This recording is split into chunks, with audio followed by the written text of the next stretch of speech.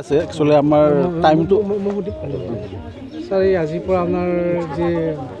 ভোগালী মেলা উৎসৱ মানে পালন কৰা হ'ব কি কাৰ্যসূচী গ্ৰহণ কৰিছে আৰু কেনেকুৱা প্ৰস্তুতি একচুয়ালি ইয়াতে আমাৰ কি হয় আজিৰ পৰা আমাৰ যিবিলাক সেল্ফ হেল্প গ্ৰুপবিলাকে আমাৰ প্ৰডাকশ্যন কৰে সেইবিলাক মাৰ্কেটত যাতে আমি দিব পাৰোঁ বা সেই উদ্দেশ্যলৈ আজি যিটো হেৰি কৰা হৈছে মেলাটো অনুষ্ঠিত কৰা হৈছে যোৱাবাৰো কৰা হৈছিলে সেই যোৱাবাৰৰ লেখীয়াকৈ এইবাৰো কৰা হৈছে যাতে সেল্ফ হেল্প গ্ৰুপবিলাক যাতে ইয়াত আহি পেলাই এটা ভাল এটা প্লেটফৰ্ম পাইছে বা তেওঁলোকৰ প্ৰডাকশ্যনবিলাক যাতে বিক্ৰী হয় কাৰণ তেওঁলোকে একচুৱেলি তেনেকৈ মাৰ্কেটটো নাপায়গৈ গতিকে সেই মাৰ্কেটটো পোৱাৰ কাৰণে আজি এইটো হেৰি কৰা হৈছে আৰু ইয়াত আহিলে ইয়াৰ জনসাধাৰণে গম পাব পাব্লিকে গম পাব নিশ্চয়কৈ তেতিয়া তেওঁলোকো বিচাৰি যাব যদি তেওঁলোকৰ এটা পচন্দ এটা হেৰি হয় সেই উদ্দেশ্যৰে আজি এইটো হেৰি কৰিছে কাৰ্যসূচী ৰাখিছে কাৰ্যসূচী আমাৰ একচুৱেলি বেছিভাগ হেৰি আছে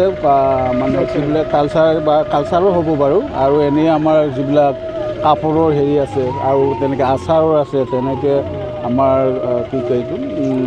ফুড প্ৰডাকশ্যন তেনেকৈ পিঠা পনা এইবিলাকো থাকিব আৰু লগতে আমাৰ নাৰ্চাৰীও আহিব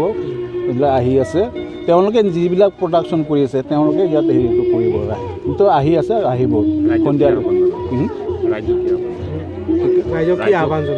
নিশ্চয়কৈ তাই আহ্বান জনাম যে তেওঁলোকে আহক ইয়াৰ মেলালৈ আহক তেওঁলোকে যদি পচন্দ হয় সেই প্ৰডাক্টবিলাক লৈ যাওক নিশ্চয়কৈ সেইটো আমাৰ সেল্ফ হেল্প গ্ৰুপৰ সদস্যবিলাকক সহায় কৰা হ'ব নিশ্চয়কৈ তেওঁলোকৰ এটা উৎসাহ পাব যাতে সেই পাব্লিকে এটা আহি পেলাই তেওঁলোকক যাতে উৎসাহ দিয়ে সেই মোৰ কামনা থেংক ইউ खैला मैला आमगुरि मा जोंनि क्लास्टार 4नि आरो जोंना क्लास्टारा 4 नाम्बार बेनिफ्राय फैदों जों जेनेबा बे न'आव बानायनाय आसार बेरेमोदै बिदिनो आसाराव दङ थाइगिरनि दं थाइजौनि दङ ओमफ्राय बिदिनो जलफाइनि दङ बिदिनो फिथाइ सामथाइ बानायनाय आरो माखासे बेबायदि ओमफ्राय थिंख्लांनि दङ औ न'आव बानायजोबो न'आवनो बेसेबां दामाव फाननाय जायो बेखौ जोङो बथल गिदिरनिया 150 जलफाइ बे बथल गिदिरनिया 150 बथल फिसाया अबेबा 200 अबेबा 100 दं आरो थाइजौआ 100 नैबे मडिकेयार कम्पानिनिफ्राय जों लाबोनाय जायो जेनेबा जों एसे मोजां बुस्थु नालाय बे आयुर्वेदिक बुस्थु नालाय गैया दस्रानिफ्राय लाबोनायसो बियो कम्पानि बियो बे आखाइजोंनो बानायनाय बियो फेक्टरि नङा आखाइजों बानायथारनाय एकदम न'आवनो बानायना फानो नामा औ बानायो फानो बे फाननो थाखाय लांफैनो थाखाय माबा सुबिदाफोर दङ नामा ओरैनोथ' सुबिदाया नांगौ जायोबा गैया औ बे बाजार खाथियाव नालाय माबाया न'आ बे न'आव लायो बे बाजाराव दिहुनो बे एरियानि अनगा गुबुन जायगायावबो नांगौ जानांगौ बे निउसनि गेजेरजों नोंथांमोननि ओमफ्राय दा नोंसोर बेखौहाय माबोरै हरनो थाखाय थिरांथा लागोन जेन'बा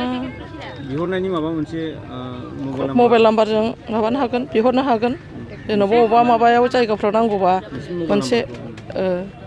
आंनियाथ' 8474 लायो दा नाम्बारखौ 8474029789 8474029789 बेनो बे आंनि नाम्बार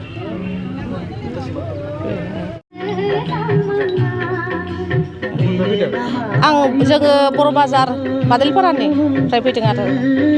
ग्रुप दा जोङो बेहाय मोनसे ग्रुपनि फैदों जों बेक्ति आखाइजों बानायनाय साबन ओमफ्राय मैखुन बानायनाय थाव फेरेदनाय ओमफ्राय माइब्रा माइरं जोसा गासैबो जों आसार लाबोदों एसे गासैखौबो एसे लाबोदों आरो बेहाय सानथाम थानाय जागोन मैखुनखौ फार्स्टआव जिगाबखौ एसे आसि थाइसेसो दानस'दो ओमफ्राय दै गुदुंजों रुदो ओमफ्राय दै गुदुंजों रुनानै दसे बोखांनानै दोनदो ओमफ्य दैखौ फोरानखांनायनि उनावहाय बै प्लास्टिक दंना बेहाय नारसो सोदो ओमफ्राय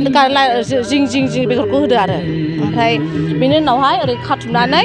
जेबसा खानानै आलायनानै दोननांगौ आरो ओरैनो 20 दिन 25 दिन बिदि आरो ओरैनो नुदों जे मैखुन बेगर बे थफ्लासेया मोनबेसे पेकेट बानायनो हायो थफ्लासेयाव मोनथामबो बानायनो हायो गेसें होयोबा ओमफ्राय मोनब्रैबो हायो आरो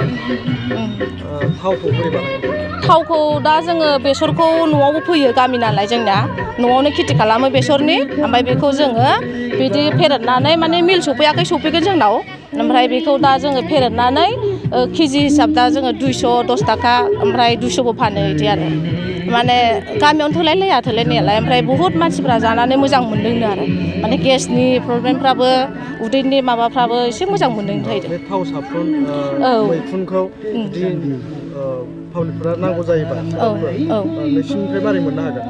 जोंनाव कन्टेक्ट लानो हागोन नाम्बारखौ आंनि नाम्बारखौ लानो हाबाय 8011571844 कन्टेक्ट खालामबानो मोनगोन आंनाव मोनगोन